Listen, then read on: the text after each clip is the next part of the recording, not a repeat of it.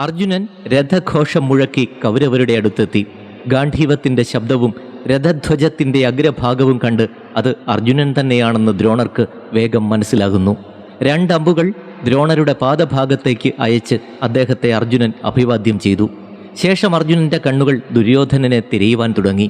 കൗരവരുടെ ഇടയിലൊന്നും ദുര്യോധനനെ കാണുവാൻ അർജുനന് കഴിഞ്ഞില്ല. അപ്പോൾ വളരെ ദൂരെ പശുക്കളെയും കൊണ്ടുപോകുന്ന ദുര്യോധനനെ അർജുനൻ കാണുന്നു. ഉടൻ തന്നെ തൻ്റെ തേരാളിയായ ഉത്തരനോട് അർജുനൻ പറഞ്ഞു, ഉത്തരാ, ദുര്യോധനൻ അതാ പശുക്കളെയും കൊണ്ട് പോകുന്നു, അതു നീ കാണുന്നില്ലേ? ആ ദിക്കിലേക്ക് നീ തെളിക്കുക. അർജുനൻ പറഞ്ഞത് കേട്ട് ഉത്തരൻ കുതിരകളെ കടിഞ്ഞാൻ പിടിച്ച് നിയന്ത്രിച്ച് തേരിനെ ആ വഴിക്കു തിരിച്ചുവിട്ടു. അർജുനൻ ദുര്യോധനന്റെ അടുത്തെത്തി. ദുര്യോധനന്റെ നേർക്ക് അർജുനന്റെ ശരവർഷം. അപ്രതീക്ഷിതമായുണ്ടായ ശരവർഷത്തിൽ ദുര്യോധനനും സൈന്യങ്ങളും വല്ലാതെ പരിഭ്രാന്തരായി. പാർത്ഥന്റെ കൈവേഗത കണ്ട് എല്ലാവരും ആശ്ചര്യഭരിതരായി.